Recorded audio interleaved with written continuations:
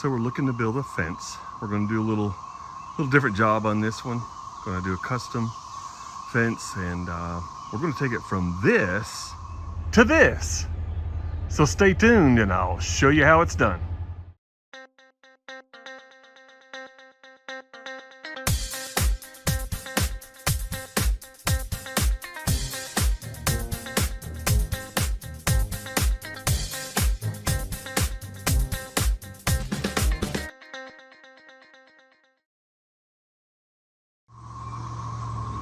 Okay, so I've got 4 holes dug down through the side here. I'm probably going to have to cut that little tree there, get it out of the way. But these 4 holes will represent the posts that are going in. And if I can show you that drawing now, I'll pull that up. You can see where I got my information. Do this on AutoCAD, of course. And to get my layout, once I got my layout, came in here and I dug the first hole down here at the end, and then I came and dug this hole, and then I ran, I don't know if you can see it down there at the end, I've got a post in the ground with a string on it. Ran the string all the way to this post here to get a straight line, and then go back to my drawing, take those dimensions to figure out my other 2 holes right here and here. So that's the process now, is digging the holes so we can set the posts today. Okay, so got the holes dug, put my string line back up. In each hole, I also put some gravel just to sit at the bottom. Mainly I do that just so the post doesn't like sit in water or sit in dirt all the time. It just kind of helps with the rot process, I guess. It's just my own little thinking, but I put some gravel in the bottom, just like a shovel full or so. So I want to take a break, because I don't know if you can hear the sound in the background of the camera. Can you hear the whirling sound, but then also there's a type sound as well? I'm just going to be quiet so you can hear it.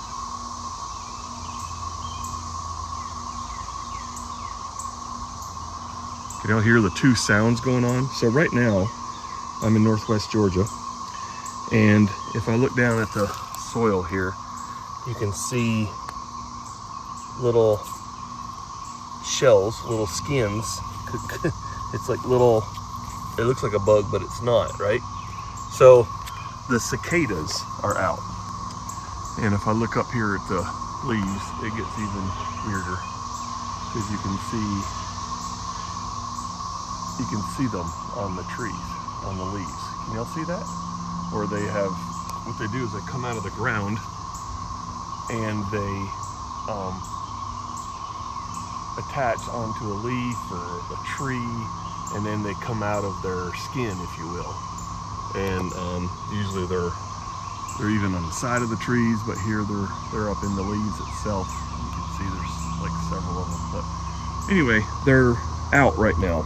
And what's awesome about it is the last time this happened was 1803, and Thomas Jefferson was president. And there's a 17-year brood and a 13-year brood. I want to try to, I had one here just a minute ago, I wanted to show you. And okay, so here's some more of the shells. And if you look even here, isn't that gross? So they've attached there. So I found the actual one. Of course they're dead, but I just want to show you what one looks like. So it's got like little red eyes. Isn't that crazy? They're about, I don't know, 1.5 inches long, maybe, something like that. But they look scary. But they fly around. They look for a mate, and basically they go back in the ground for 17 years or 13 years. The difference is right now they are both out at the same time. So that's what it is. They're both out at the same time. Hasn't happened for 221 years. Last time was 1803. Thomas Jefferson was president, and The next time it'll be 221 years from now, and probably this fence won't be here. But anyway, little history lesson. So that's the sound. That's the whirling sound, and the sound that you hear in the background are these two different broods of cicadas. Cool, huh? All right, so I'm going to set these posts in the ground, and then we're going to pour some concrete. So we'll be back. All right, so last step, poured the concrete. Before I did that, of course, you want to level both sides, make sure they're plumb in both directions. So I've got 2x4s in both directions. Got a couple of stakes in the ground. I'm able to nail that too. And then finishing off here with the concrete.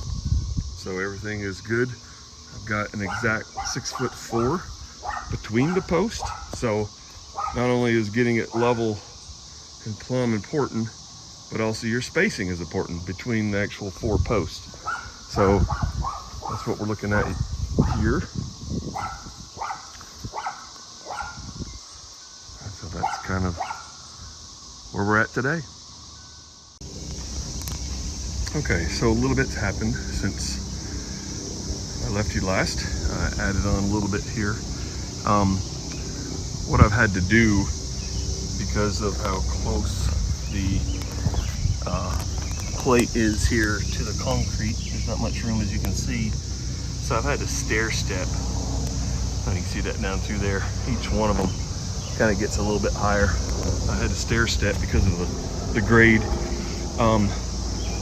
So I'm having to stagger some things. So what I'm doing here is I've laid out my plates. You can kind of see I've already got these put in. Of course, I have recessed them into the 4x4, like you can see here. And then down here, I'm staggering them. You can see I've already got the grooves cut. So there's going to be another 2x4 that goes right in here that comes back this way. So each one of them will be offset just a little bit. And so the wall itself, or the fence wall, will stagger up just a little bit on each one.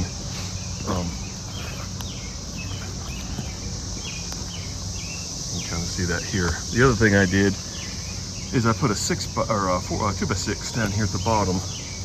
And you'll notice, when I come down here, you'll notice I put a little block right here. So this block is attached to the 4x4, and then the 2x6 actually attaches to that. So it's not flush, first of all, out here, not flush, which is on purpose.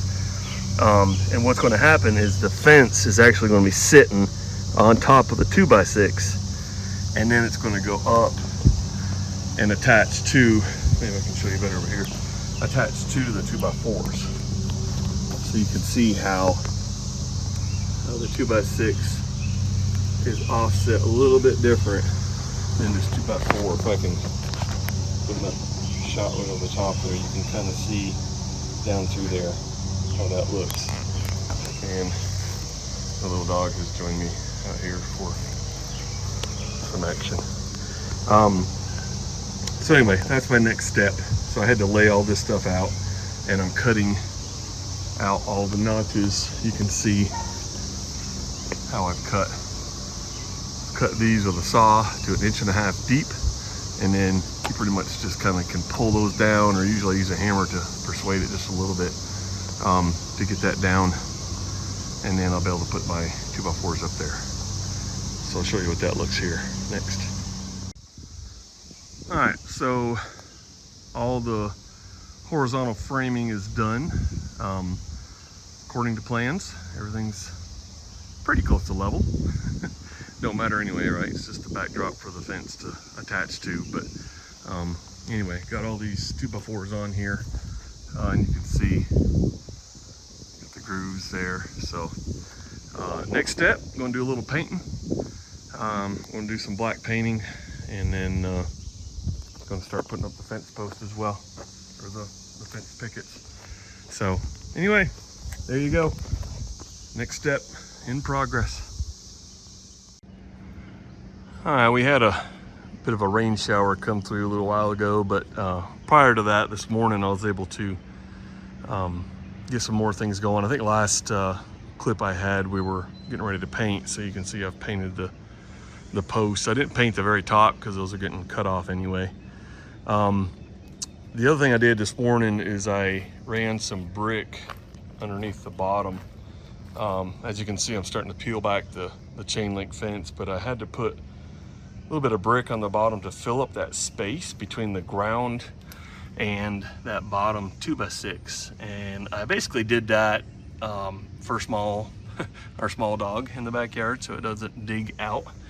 You can kind of see that over here as well.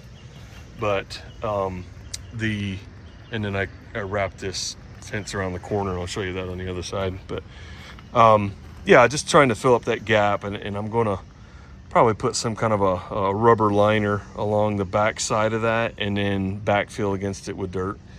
We just had a really big rainstorm, and there was actually a puddle right in this area here, much bigger than what it is now. And I was like, okay, the brick's doing its job, keeping the water from washing down through that landscape. So, but anyway, there's that so far. Let me take you on the front side. So here we are on the front side. Like I said, I've already started peeling the fence back. And what I did over here is just mainly to wrap this around the corner. I just ran this chain link on around the corner, so there's no way of escape here as well, because this will stay here, and that chain link will remain going down through there. I did this on AutoCAD, and I think I've shown you a drawing already, but here's another one.